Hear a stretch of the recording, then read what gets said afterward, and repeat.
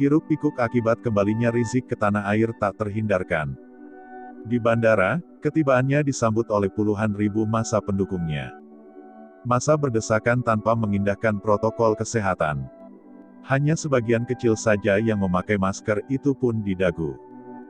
Tidak ada jaga jarak. Semua berbaur seolah keadaan sudah normal seperti tidak ada lagi virus. Beberapa kegiatan Rizik setelah berada di Indonesia juga tak kalah jauh dengan situasi di bandara tadi. Orang-orang dari berbagai penjuru datang untuk mendengar ceramah imam besar FPI itu. Bahkan ada yang hanya sekedar melihat saja dari kejauhan karena tidak kebagian tempat di depan. Konon, hanya melihat Rizik saja, mereka sudah senang. Rizik bagi mereka nampaknya tidak hanya sekedar ulama saja. Rizik mereka tempatkan bak malaikat. Bahkan jika melihat reaksi para pengikutnya yang begitu mengagung-agungkan Rizik, Rizik juga sepertinya sudah mereka anggap setara dengan Nabi, bahkan seperti menuhankannya malah. Padahal Rizik hanya manusia biasa yang penuh salah dan dosa. Rizik seperti magnet, ia menarik begitu banyak penggemar. Bukan hanya penggemar biasa, ada anggota TNI yang tak mampu menahan hasratnya untuk mengekspresikan ketertarikannya kepada pendiri FPI itu, yang membuatnya diberi hukuman oleh satuannya. Anies, Gubernur DKI Jakarta itu, juga 11-12 dengan para pendukung fanatik itu. Ketika Rizik sedang menjalani karantina mandiri, Anies justru datang berkunjung. Mereka berbincang tanpa menerapkan jaga jarak. Entah apa yang merasuki pikiran Anies sehingga ia melakukannya seperti tidak merasa bersalah.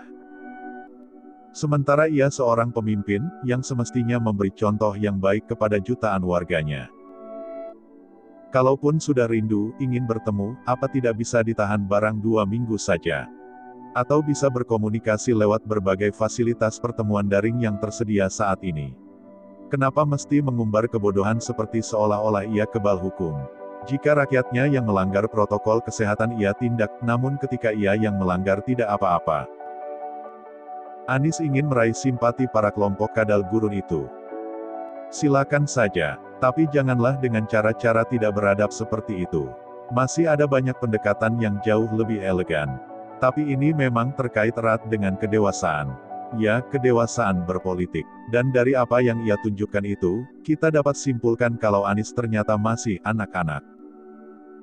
Anies dekat dengan Rizik. Dekat sekali malah. Pun Rizik, dekat dengan Anies. Setidaknya mereka masih saudara. Satu rumpun. Jika Anies salah atau dikritik orang, maka Rizik dan seluruh pengikutnya segera membelanya. Sebaliknya, jika Rizik dianggap salah, atau dituduh melanggar hukum misalnya, maka tugas Anies pula untuk membelanya. Berdasarkan kedekatan mereka itu pula saya berpikir jika denda sebesar 50 juta yang ditanggungkan Anies kepada Rizik karena dianggap telah melanggar protokol kesehatan, hanya ece-ece saja. Anies seolah-olah bersikap tegas. Menyurati Rizik bahwa tindakannya itu melanggar hukum berikut memberi sanksi denda 50 juta. Namun permainan di balik surat dan denda itu kan kita tidak tahu. Tapi sederhananya begini, bagaimana mungkin Anies menghukum Rizik sementara Rizik berjasa besar mendudukannya sebagai orang nomor 1 di DKI. Jika bukan karena Rizik dan ratusan ribu masanya, Anies tidak akan terpilih jadi gubernur. Ahok yang semestinya menang. Jadi, betulkah Rizik didenda? Berdasarkan keterangan Wakil Gubernur DKI Jakarta, Ahmad Riza Patria bahwa perda yang mengatur sanksi bagi pelanggar protokol kesehatan masih diproses dan sedang dievaluasi oleh Kementerian Dalam Negeri, Kemendagri. Artinya apa? Belum ada aturan hukum yang mendasari pemberian denda sebesar 50 juta itu kepada Rizik.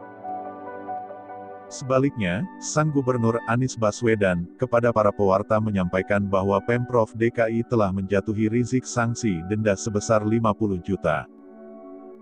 Ia menyebut bahwa sanksi itu benar bukan basa-basi. Senada dengan Anies, Ketua Umum FPI, Sobrin Lubis, dan Kasatpol PP DKI, Arifin, menyebut bahwa denda itu sudah dibayar langsung oleh Rizik. Katakanlah denda itu memang betul ada. Dan denda itu benar sudah dibayar, sekalipun saya lebih percaya kalau hal itu hanya permainan bibir Anies saja. Betulkah Rizik yang bayar? Saya menduga, jika denda itu memang benar ada, tak mungkin Rizik yang bayar, itu namanya Anies tidak sopan sama orang tua. Lalu siapa yang bayar? Sepertinya si Anies.